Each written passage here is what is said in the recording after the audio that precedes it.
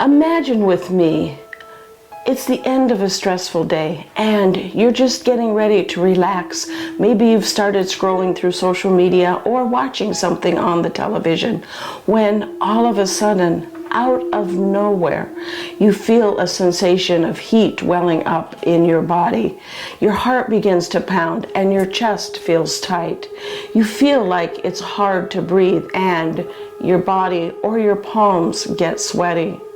You notice you're breathing a little faster than usual, and it isn't very long before your fingers start to get tingly. What is going on? Hi, I'm Dr. Jonette. I'm an ER doctor, clinical professor, researcher, mother, as well as a grandmother. Make sure you watch all the way to the end to learn what you can do, to learn what is happening in our illustration, as well as what you can do if this ever happens to you. I want to remind you that even though I'm an ER doctor, I'm not your doctor. So anything that you hear is not meant to diagnose or treat any medical conditions. Make sure that you follow up with your doctor if you have any medical questions. Cortisol is our stress hormone. Cortisol is what I call one of those Goldilocks hormones. Just the right amount is what our body needs. If we don't have enough, then our body runs out of energy and isn't able to function properly. And if we have too much, it creates inflammation within our body and leads to all kinds of medical problems such as hypertension, heart disease, diabetes, stroke, dementia, as well as autoimmune and mental health problems. From an evolutionary standpoint, when our bodies experienced stress, we had a mechanism that helped us survive. It was our fight, flight, or freeze mechanism. And after the stress was over, our body returned to its normal state of well-being. However, in today's modern society, we quite often activate that stress response multiple times a day. On our way to work when somebody cuts us off, at work when we get in an argument with a coworker, at home when our child has a meltdown or we get in an argument with our partner.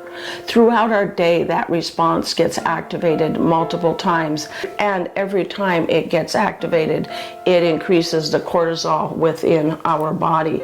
And those prolonged levels of cortisol contribute to many of the health problems that are a result of stress. In addition to that, they also contribute to the panic attack or anxiety attack that our person in our illustration was experiencing.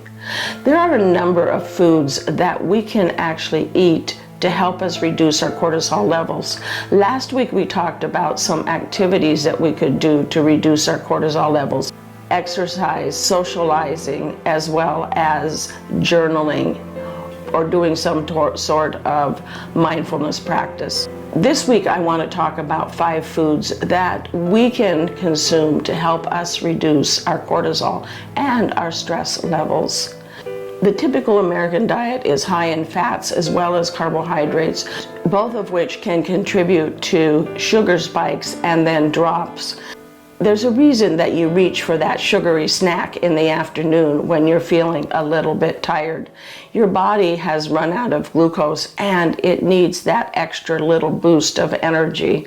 However, if we eat a diet that's high in fruits, vegetables, as well as whole grains, which is similar to the Mediterranean diet, our body won't experience those swings in our glucose levels and will have a much more steady state glucose level in our body, and the result of that, it will also be that it helps reduce our cortisol levels. So what are some foods that do reduce our cortisol levels? The first one is magnesium containing foods. Magnesium is a substance that's important in our body and modulates our neurotransmitters by helping our body relax. When cortisol levels are high, our muscles experience muscle tension and tightness. The tightness in our chest, the palpitations in our heart. and the feeling that we can't breathe, as well as that sense of impending doom, are all in part due to the tightness of the muscles, the tightness of our muscles within our bodies when we're stressed out. So magnesium helps act as a muscle relaxant, and it also has the additional advantage of helping us sleep, as it is also a neuromodulator for GABA, which is important in our sleep cycles. Foods that are rich or high in magnesium are foods like pumpkin seeds, cashews, dark chocolate, leafy green vegetables, especially spinach, as well as bananas, beans, and avocados. The next category of food is foods that increase the B vitamins, especially vitamin B12 and folate. Both of these B vitamins are important for helping our body metabolize or burn off the excess cortisol that we have. Foods that are high in the B vitamins are foods like avocados, broccoli, salmon, as well as some of the organ meats. The organ meats are also important because they add iron into our diet, and iron is one of those things that carries oxygen within our blood into our brain, so that our brain gets plenty of oxygen and helps us think better, and also helps protect us against cognitive decline and things like dementia. The next category of food is the omega-3 fatty acids. Omega-3 fatty acids are found in your oily fish like salmon, mackerel, tuna, and also some plants like olive oil. These fatty acids are important because they decrease the activation of the adrenal gland. The adrenal gland is where our cortisol is made. It sits on the top of our kidneys and makes the cortisol as well as the epinephrine in our body.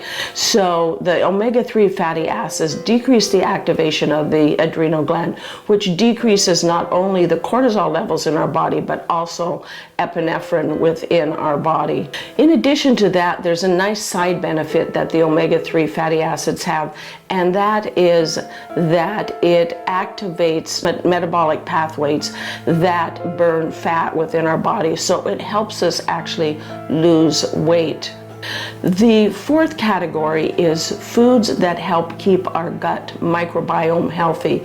There's been a lot of neuro research lately about our gut microbiome and the importance of it. Most people think that things like depression and stress are a result of a chemical imbalance within our brain. As it turns out, it's actually a chemical imbalance probably within our gut, as 90% of the serotonin within our gut produced by our body is produced in our gut. Our gut actually has its own brain, and it produces up to 30 neurotransmitters. So keeping our gut healthy is so important to reducing our stress and our cortisol levels. Things that keep our gut healthy are your probiotics, your things like kefir, kombucha, sauerkraut, yogurt, as well as kimchi.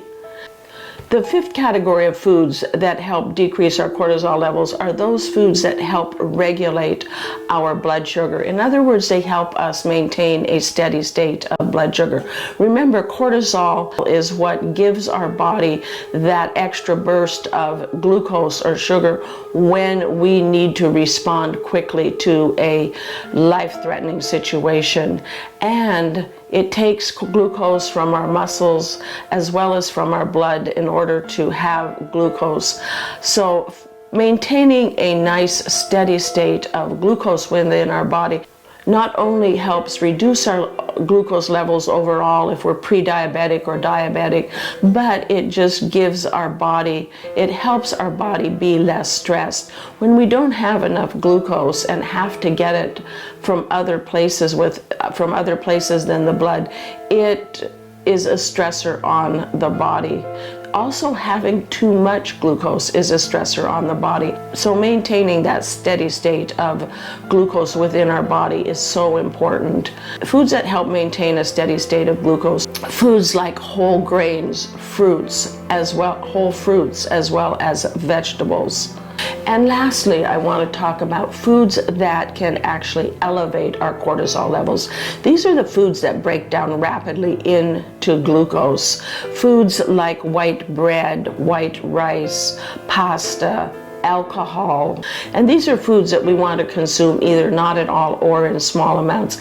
In addition to that, foods that contain a lot of saturated fats also increase our cortisol levels by creating stress on our body. Foods like butter, cheese, red meat, again, eat these foods in small amounts or not at all. Thank you for watching, as well as don't forget to click that like button and subscribe. Also, when you sign up for notifications, you won't miss any of my neuroscience for life videos. At this channel is where we make neuroscience understandable and applicable to our everyday life.